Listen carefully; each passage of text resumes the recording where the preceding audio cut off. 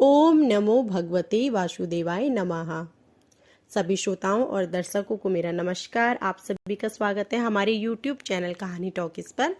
तो आइए आज रसपान करेंगे आमला की एकादशी व्रत कथा का। एकादशी और द्वादशी तिथि कब से लेकर कब तक है, साथ ही जानेंगे एकादशी व्रत कब तक रखें और व्रत को कब खोलें, व्रत खोलने का शुभ मुहूर्त, क्या खाएं क्या ना खाएं और एकादशी के नियम और महत्व के बारे में। तो आइए आरंभ करते हैं। फाल्गुन माह के शुक्ल पक्ष की एकादशी को आमला की एकादशी कहते हैं। आमला की यानी आंवला को शास्त्रों में श्रेष्ठ स्थान प्राप्त है। विष्णु जी ने जब सृष्टि की रचना के लिए ब्रह्मा को जन्म दिया, उसी समय उन्होंने आंवले के वृक्ष को जन्म दिया। आंवले को भगवान विष्णु ने आदि वृक्ष के रूप में प्रतिष्ठित किया है। इसके हर अंग में ईश्वर का स्थान माना गया है।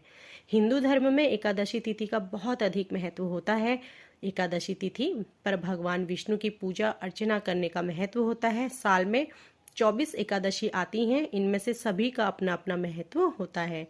अब हाल ही में फाल्गुन माह की शुक्ल पक्ष एकादशी तिथि आने वाली है, जिसे आमला की एकादशी तिथि के नाम से भी जाना जाता है। आमला की एकादशी के दिन भगवान विष्णु और आंवले के पेड़ की पूजा की जाती है। आंवला की एकादशी पर भगवान विष्णु को आंवला अर्पित करने से व्यक्ति को मोक्ष की प्राप्ति होती है। आंवले के पेड़ को देव वृक्ष भी माना जाता है। मान्यताओं के अनुसार इस वृक्ष पर देवताओं का वास होता है। ऐसे में इस पेड़ की पूजा अर्चना करने से देवताओं का आशीर्वाद प्राप्त होता है। आज हम अपनी इस वीडियो में आपको आंवला की एकादशी व्रत के शुभ मुहूर्त, एकादशी व्रत की तिथि के बारे में बताने वाले हैं। पंचांग के अनुसार फाल्गुन महीने के शुक्ल पक्ष की आमला की एकादशी तिथि की शुरुआत 2 मार्च 2023 सुबह 6:39 से होगी और एकादशी तिथि का समापन 3 मार्च 2023 को सुबह 9:12 पर होगा। उदया तिथि के अनुसार आमला की एकादशी का व्रत 3 मार्च को रखा जाएगा। आमला की एकादशी व्रत के पहले दिन व्रती को दशमी की रात्रि में एकादशी व्रत के साथ भगवान विष्णु का ध्यान करते हुए सोना चाहिए तथा आमला की एकादशी के दिन सुबह स्नान करके भगवान विष्णु की प्रतिमा के समक्ष हाथ में तिल, कुश मुद्रा और जल लेकर संकल्प करें कि भगवान विष्णु की प्रसन्नता एवं मोक्ष की कामना से आमला की एकादशी का व्रत रखती हूँ। मेरा यह व्रत सफलता पूर्वक पूरा हो, इसके लिए श्री हरि मुझे अपनी शरण में रखें। भगवान की पूजा के पश्चात पूजन सामग्री लेकर आंवले के वृक्ष की पूजा करें। सबसे पहले वृक्ष के चारों ओर की भूमि को साफ करें और गाय के गोबर से पवित्र करें।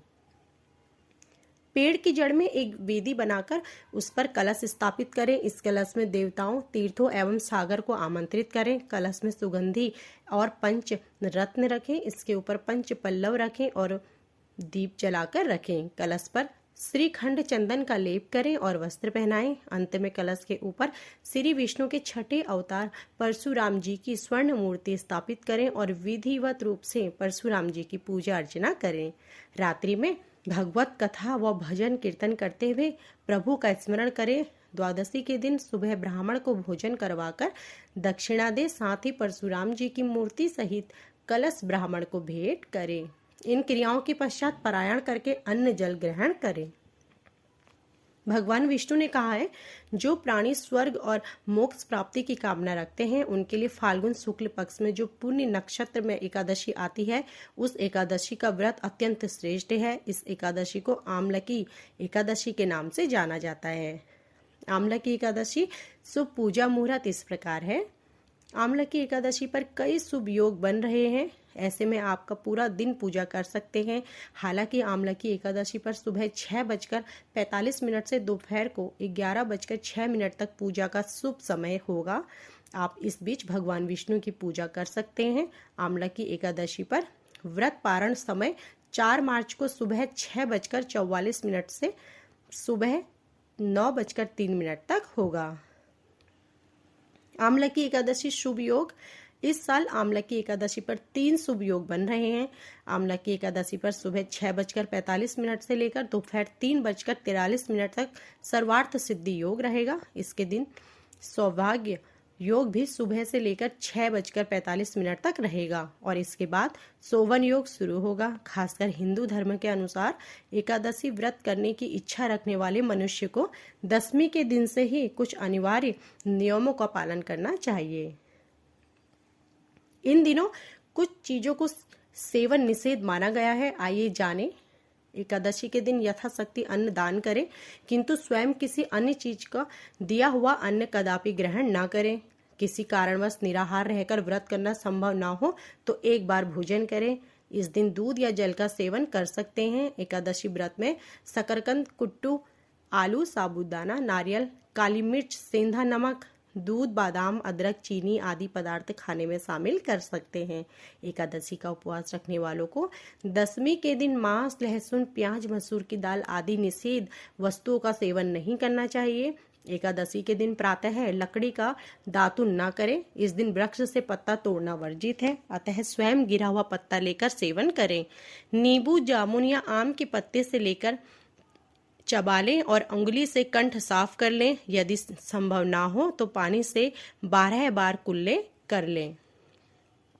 एकादशी के दिन व्रतधारी व्यक्ति को गाजर, सलजम, गोभी, पालक इत्यादि का सेवन नहीं करना चाहिए। एकादशी पर श्री विष्णु जी की पूजा में मीठा पान चढ़ाया जाता है, लेकिन इस दिन मीठा पान खाना भी वर्जित है। फलों में केला, आम, अंगूर, बादाम, पिस्ता इत्यादि अमृत फलों का सेवन करें। सूखे मेवे जैसे बादाम, पिस्ता आदि का सेवन किया जा सकता है। एकादशी तिथि पर जौ, बैगन और सेम फली नहीं खानी चाहिए। इस व्रत में सात्विक भोजन करें।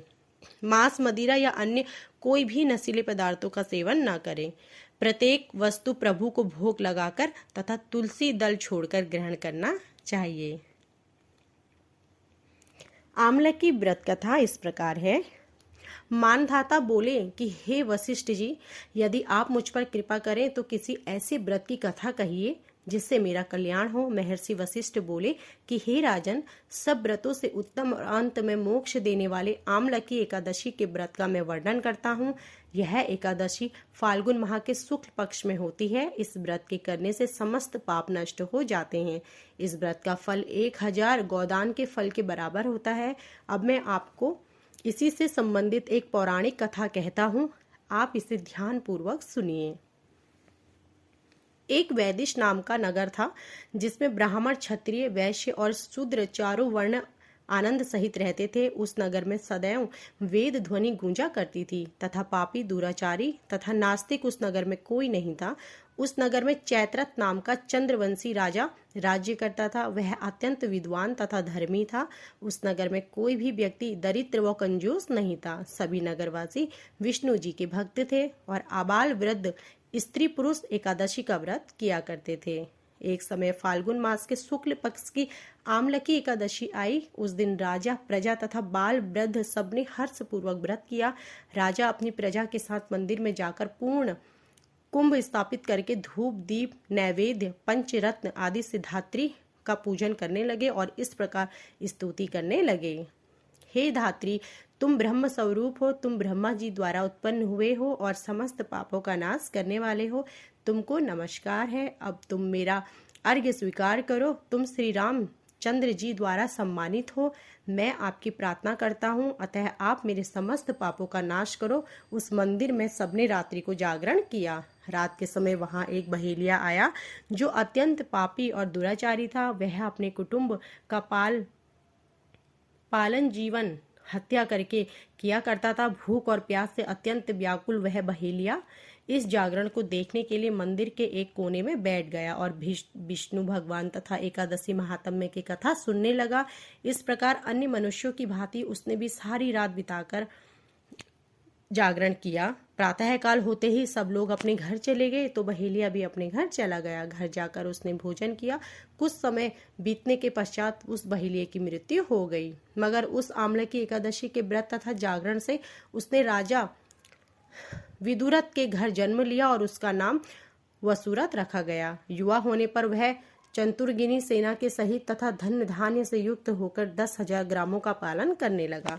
वह तेज सूर्य के समान क्रांति में चंद्रमा के समान, वीरता में भगवान विष्णु के समान और क्षमा में पृथ्वी के समान था। वह अत्यंत धार्मिक, सत्यवादी, कर्मवीर और विष्णु भक्त था। वह प्रजा का समान भाव से पालन करता था। दान देना उसका नित्य कर्तव्य था। एक दिन राजा शिकार खेलने के लिए गया। दैवयोग से वह मार्ग भूल गया और दिशा ज्ञान न रहने के कारण उसी वन में एक वृक्ष के नीचे सो गया। थोड़ी देर बाद पहाड़ी मलछेज वहां पर आ गए और राजा को अकेला देखकर मारो मारो शब्द करते हुए राजा की ओर दौड़े। मलेच्छे कहने लगे कि इसी दुष्ट राजा ने हमारे माता पिता, पुत्र पौत्र आदि संबंधियों को मारा है तथा देश से निकाल दिया है, अतः इसको अवश्य मारना चाहिए। ऐसा कहकर वे उस राजा को मारने दौड़े और अनेक प्रकार के अस्त्र शस्त्र उनके ऊपर फेंके। वे सब अस्त्र शस्त्र राजा के शरीर पर गिरते ही नष्ट हो जाते। उनका वार पुरुष पुष्प के समान प्रतीत होता। अब उनके अस्त्र शस्त्र उल्टा उन्हीं पर प्रहार करने लगे, जिससे कि वे मूर्छित होकर गिरने लगे। उसी समय राजा के शरीर से एक दिव्य स्त्री उत्पन्न हुई। वह स्त्री अत्यंत सुंदर होते हुए भी उसकी भुकुटी टेढ़ी थी। उसकी आंखों से लाल लाल अग्नि निकल रही थी, जिससे वह दूर काल के समान प्रतीत होती थी। वह स्त्री को मारने दौड़ी और थोड़ी ही देर में उसने सब को काल के गले में पहुंचा दिया। जब राजा सोकर उठा तो उससे मरा हुआ देखकर कहा कि इन शत्रुओं को किसने मारा है? इस वन में मेरा कौन हितैषी रहता है? वह ऐसा विचार कर रहा था कि आकाशवाणी हुई, हे राजा, इस संसार में विष्णु भगवान के अतिरिक्त कौन तेरी सहायता कर सकता है? इस आकाशवाणी को सुनकर राजा अपने राज्य में आ गया और सुखपूर्वक राज्य करने लगा। महर्षि वशिष्ठ बोले कि हे राजन, यह आमलकी एकादशी के व्रत का प्रभाव था। जो मनुष्य इस आमलकी एकादशी व्रत को करते हैं वे प्रत्येक कार्य में सफल होते हैं और अंत में विष्णु लोक को जाते हैं। तो यह थी हमारी आज की आमलकी एकादशी व्रत कथा। आशा करती हूँ कि आपको हमारी यह वीडियो पसंद आई होगी। ऐसे ही धार्मिक व्रत कथाओं की जानकारी प्राप्त करने के लिए हमारी वीडियो को आज ही लाइक करें और चैनल को सब्सक्राइब करें और बेल आइकन दबाएं, जिससे कि हमारी वीडियो प्रसारित होते ही आप सभी को जानकारी प्राप्त हो सके। आप सभी का धन्यवाद।